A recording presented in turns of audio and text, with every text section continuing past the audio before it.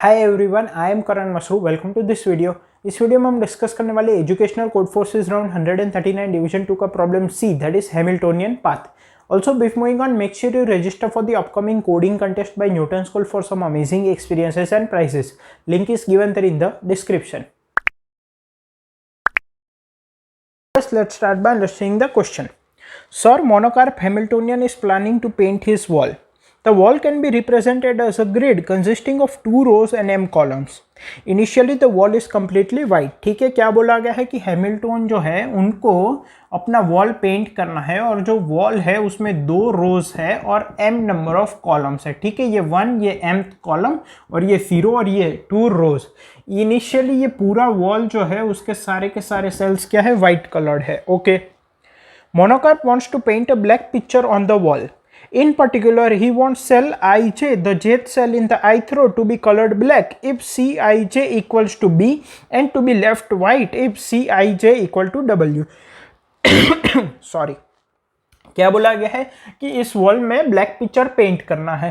तो वो कैसे पता चलेगा? हमें एक स्ट्रिंग सी दी गई है जिसमें 2 रोज है और m कॉलम्स है, और अगर Cij जो है वो B है, इसका मतलब ith रो में jth कॉलम को हमें ब्लैक पेंट करना है, और अगर Cij जो है वो W है, इसका मतलब हमें उसको व्हाइट एज इट इज रहने देना है। Okay, Additionally, he wants each column to have at least one black cell. So, for each j, the following constraint is satisfied: C1j, C2j, और both of them will be equal to B. क्या बोला गया है कि वो चाहता है कि हर एक कॉलम में कम से कम एक सेल तो ब्लैक हो ही, इसलिए या तो C0j या तो फिर मैं अगर 1 इंडेक्स बात करूं तो अगर jth कॉलम में या तो C1j अकेला ब्लैक होगा या तो C2j अकेला ब्लैक होगा या तो ये दोनों के दोनों ब्लैक होंगे, लेकिन कम से कम एक तो होगा ही। In order for the picture to turn out smooth, Monocarp wants to place down a paint brush in some cell x1, y1 and move it along the path x1, y1, x2, y2 up to xk, yk so that, ठीक है, क्या बोला गया है कि ये picture जो है वो स्मूथ रहे। इसके लिए मोनोकार्प को क्या करना है, सबसे पहले वो किसी सेल x1, y1 में जो ब्रश है पेंट का उसको रख देगा, जो ब्लैक ब्रश है उसको, एंड वो एक पाथ में मूव करेगा इस ब्रश को। पाथ क्या है, x1, y1 एक सेल है, फिर नेक्स्ट सेल x2, y2 है, फिर नेक्स्ट सेल x3, y3 है, and let suppose total k cells हैं तो xk, yk, इस पाथ में उस ब्रश को वो मूव करेगा। For each i, xi, yi and xi plus 1, yi plus 1 share a common side. क्या बोला गया है कि xi, yi इस पाथ में जो सेल्स है वो और xi plus 1, yi plus 1 share a common side. मतलब कि या तो ऊपर से नीचे में आ सकता हूँ, ब्रश को मूव कर सकता हूँ, मतलब कि मैं यहाँ पे हूँ, यहाँ पे आ सकता हूँ क्योंकि ये साइड शेयर कर रहा है, या तो मैं यहाँ से यहाँ जा सकता हूँ, या तो मैं लेफ्ट से राइट जा सकता हूँ या राइट से लेफ्ट आ सकता हूँ, लेकिन मैं करंट सेल से यही डायरेक्शंस में जा सकता हूँ जिसमें कि कोई ना कोई एक जो साइड है वो शेयर हो रही हो। और फिर सेकंड पॉइंट क्या दिया गया है, all black cells appear in the path exactly once. इसका क्या मतलब है, स्टार्टिंग फ्रॉम x1, y1 हम xk, yk तक ब्रश को मूव करेंगे, कीपिंग पॉइंट 1 इन माइंड कि 2 सेल में हम पहले सेल से दूसरे सेल में तभी मूव हो सकते हैं जब दोनों में एक साइड कॉमन हो, कम से कम एक ही साइड कॉमन होगी, ऑब्वियसली होगी तो, और सभी ब्लैक सेल्स एक ही बार पाथ में आने चाहिए। मतलब कि कहने का मतलब क्या है, लेट सपोज ये ब्लैक है, ये ब्लैक है, ये ब्लैक है और ये ब्लैक है, ठीक है, ये वाइट है, ये वाइट है, तो हम ऐसा नहीं कर सकते यहाँ से यहाँ मूव किए फिर वापस यहाँ पे आए और यहाँ पे ब्लैक किया, तो ये वाला जो सेल है वो रिपीट हो जाएगा। तो इस तरह की पैटर्न हमारे लिए पेंट करना शायद पॉसिबल ना हो। ठीक है, white cells don't appear in the path, मतलब कि हम ब्लैक का अगर ब्रश को मूव कर रहे हैं तो ऐसा नहीं यहाँ से यहाँ चले जाइए, व्हाइट सेल में ऑब्वियसली ब्लैक ब्रश नहीं आना चाहिए। ठीक है, तो ये 3 पॉइंट्स को माइंड में रखते हुए हमें जो भी ब्लैक सेल्स दिए गए हैं पेंटिंग में according to the constraints input, वो हमें ब्लैक कलर करना है। Determine if Monocarp can paint the wall, तो हमें डिटरमाइन करना है कि वॉल पेंट कर पाएंगे कि नहीं। जैसे कि इस केस में अगर हमें इतना दिया गया है, ठीक है, ये दोनों व्हाइट है और ये 4 ब्लैक है, तो यहाँ पे कलर करना पॉसिबल नहीं है, keeping this 3 points in mind, तो नो प्रिंट करेंगे। अगर कहीं पे कलर करना पॉसिबल है तो यस प्रिंट कर देंगे। ठीक है, इनपुट किस तरह से दिया गया है, इनपुट में सबसे पहली लाइन में है नंबर ऑफ टेस्ट केसेस, सभी टेस्ट केस में फर्स्ट लाइन में है m, that is the number of columns and फिर फर्स्ट रो दी गई है of m columns and then next row दी गई है ऑफ m कॉलम्स। ठीक है, ये 2 रोज और m कॉलम्स की स्ट्रिंग दी गई है जिसमें b और w है। b represents black cell and w represents white cell. तो हमें बताना है कि क्या हम इस तरह से ब्लैक कलर कर पाएंगे कि नहीं। अगर कर पाएंगे तो यस प्रिंट करना है, वरना नो प्रिंट करना है। आई होप क्वेश्चन क्लियर है। अब इसके कंसेप्ट पे मूव करते हैं।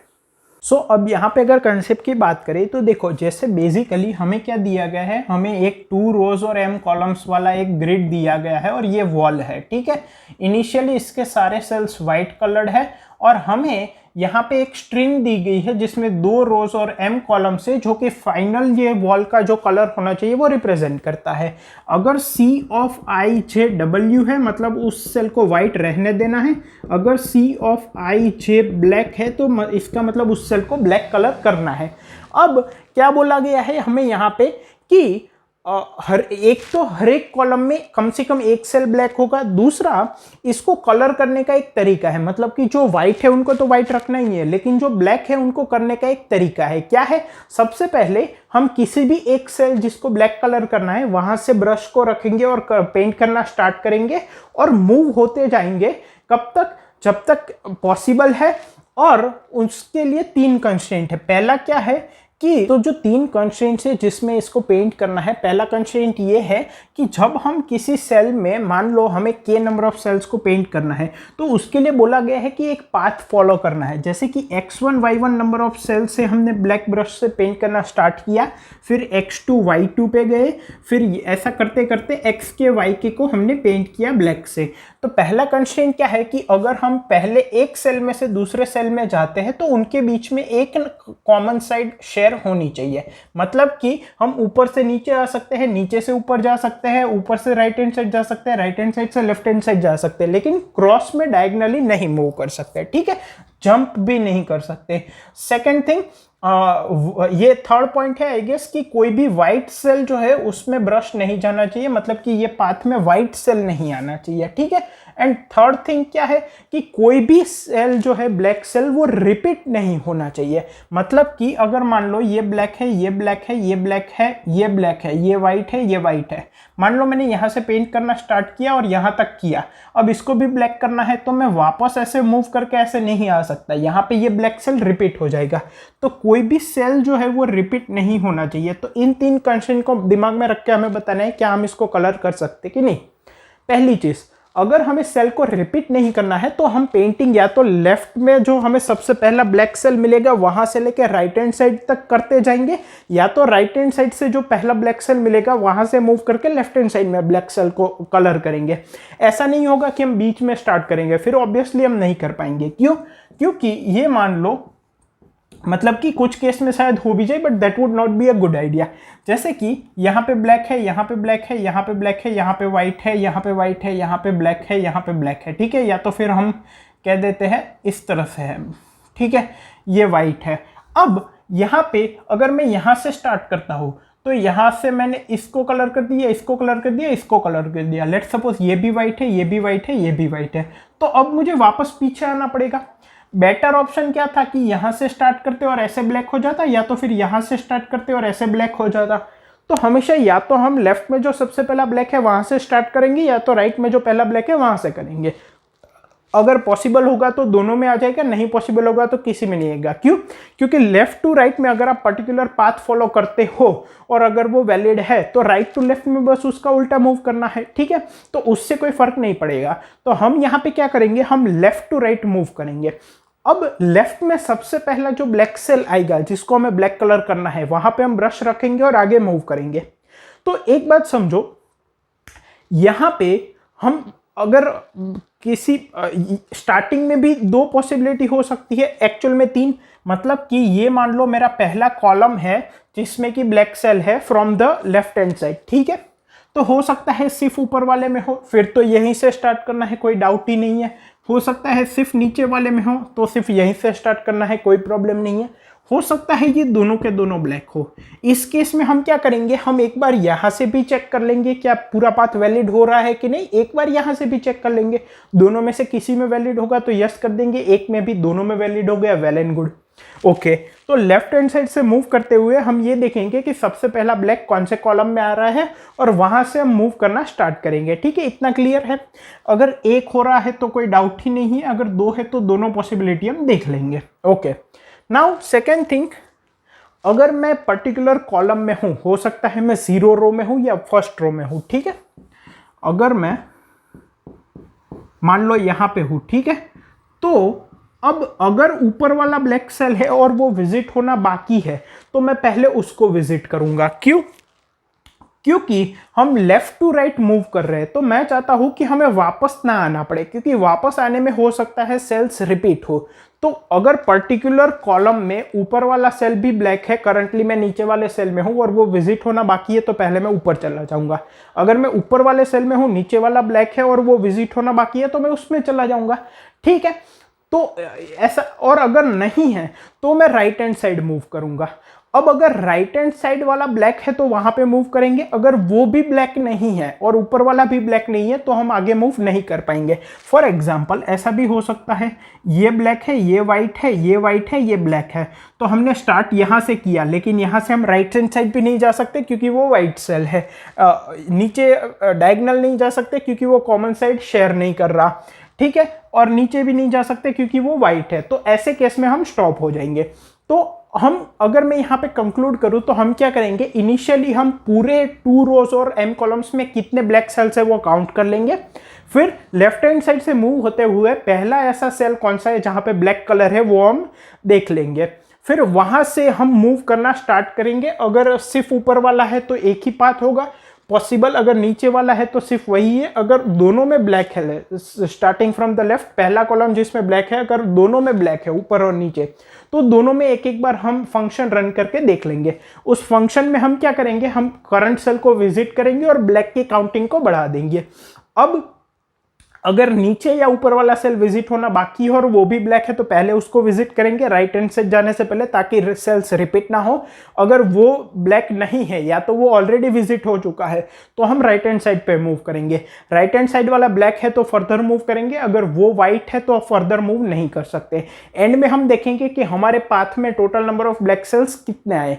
अगर वो total number of black cells जो हमने इनिशियली काउंट किए थे 2 रोज और m कॉलम्स में उसके बराबर है, इसका मतलब हमने सभी को विजिट कर लिया है। Keeping all the 3 constraints in mind, तो हम यस प्रिंट कर देंगे, वरना हम नो प्रिंट कर देंगे। आई होप आपको कंसेप्ट क्लियर है। थोड़ा बहुत डाउट होगा, इंप्लीमेंटेशन देखते हैं वो भी क्लियर हो जाएगा। अगर मैं इंप्लीमेंटेशन की बात करूं तो मेरे पास एक स्ट्रिंग है जिसमें 2 रोज है और m कॉलम्स है। ठीक है, और मेरे पास एक बुलियन एरे है विजिटेड जिसमें कि 2 रोज है और m कॉलम से। इनिशियली मैं इसमें सभी को फॉल्स मार्क कर दूंगा। ये जब भी मैं सेल को विजिट करूंगा तो उसको मार्क करने के लिए है। 2 वेरिएबल्स में लूंगा b1 और b2। b1 में मैं इनिशियली काउंट कर लूंगा कि 2 रोज और m कॉलम्स में टोटल ब्लैक सेल्स कितने हैं। ठीक है, ये यहाँ पे इंप्लीमेंट करके दिखाने की जरूरत नहीं है, सिंपल है। हम सिंपली b1 में ये काउंट करके स्टोर कर लेंगे। जब भी हम मूव करेंगे तो b2 में हम स्टोर करेंगे कि हम कितने ब्लैक सेल्स विजिट कर पाए।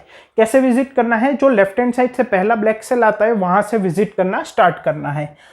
मैं क्या कर सकता हूं, for i equal to 0, i is less than m, i plus plus. ठीक है, if a of 0i equals to b and a of 1i equals to b, मतलब कि पहला ऐसा रो जो हमें एनकाउंटर हुआ, ये इफ लगाने, जब भी हम b एनकाउंटर करेंगे उसके बाद ब्रेक कर देंगे, क्योंकि हमें लेफ्ट से स्टार्टिंग पॉइंट से ही मूव करना स्टार्ट करना है, बीच में से नहीं करेंगे, वो हमने डिस्कस कर लिया।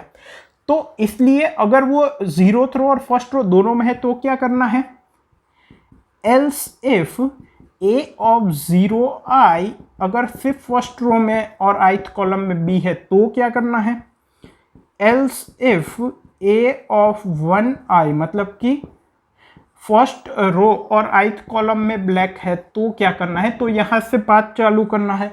ठीक है, और अगर ये नहीं है तो हम नेक्स्ट कॉलम में मूव कर जाएंगे। हमें तो पहला ऐसा कॉलम चाहिए जहां पे ब्लैक है।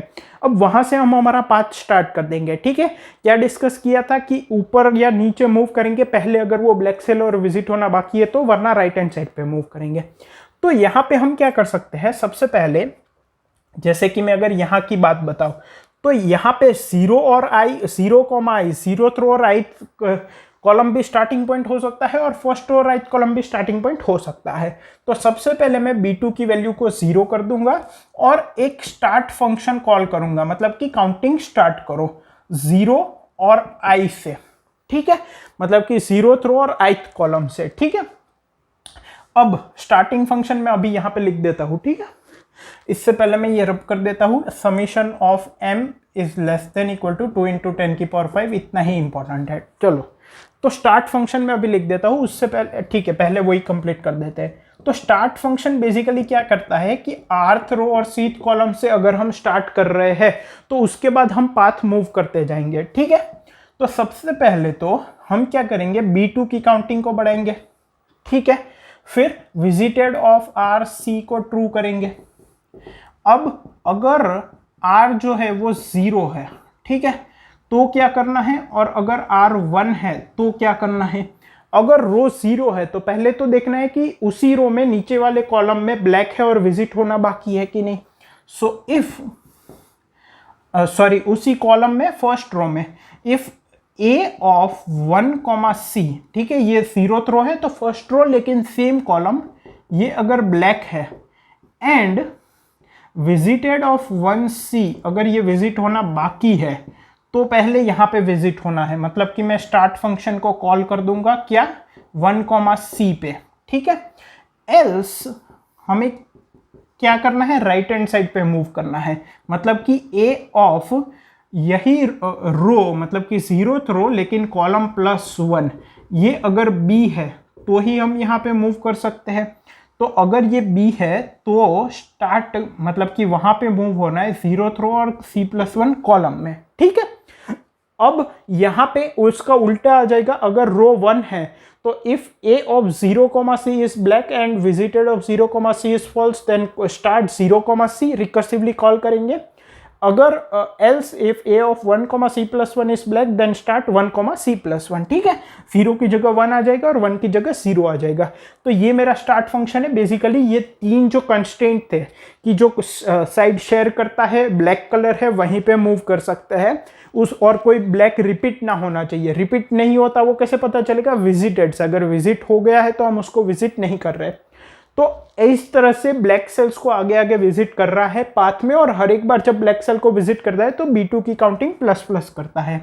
So if b1 equals to b2 then answer equals to yes, ठीक है। बाय डिफॉल्ट हम आंसर को नो रख सकते हैं, ठीक है।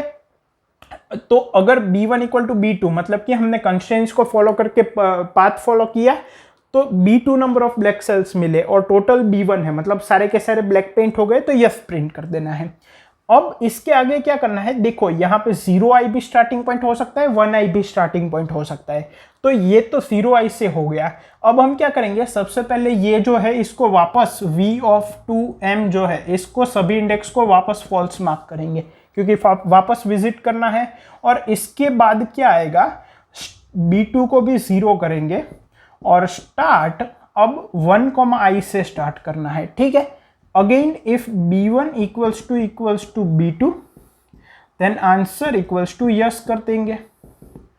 अब यहां पे क्या होगा, यहां पे ये सेकंड पार्ट नहीं आएगा, यहां पे सिर्फ स्टार्ट 0, i, क्योंकि 0, i ही ब्लैक है, और ये if b1 equal to b2 answer equal to yes होगा। और इस केस में क्या होगा, सिर्फ इतना आएगा, b2 equal to 0 start 1, i, if b1 equal to b2 start yes. तो ये पार्ट यहां पे आएगा, इतना पार्ट सिर्फ यहां पे आएगा, और यहां पे हमें दोनों पार्ट लेने पड़ेंगे क्योंकि फर्स्ट कॉलम में दोनों ब्लैक है। और हर एक इफ स्टेटमेंट के बाद ब्रेक कर देंगे क्योंकि जो फर्स्ट कॉलम था जहां पे ब्लैक सेल था वहीं से हमें मूव करके देखना था, उसके आगे तो वैसे भी हम नहीं जाने वाले। और एंड में हम आंसर को प्रिंट कर देंगे। टाइम कॉम्प्लेक्सिटी की बात करें तो बेसिकली हम 2 रोज और m कॉलम्स को विजिट कर रहे हैं ये स्टार्ट फंक्शन में, और कितनी बार विजिट कर रहे हैं, इस केस में 2 बार, इस केस में 1 बार और इस केस में 1 बार। तो बेसिकली हम बिग O ऑफ 2 × m, मतलब कि बिग O ऑफ m कह सकते हैं टाइम कॉम्प्लेक्सिटी, जो कि गिवन टाइम में इजीली हो जाएगा।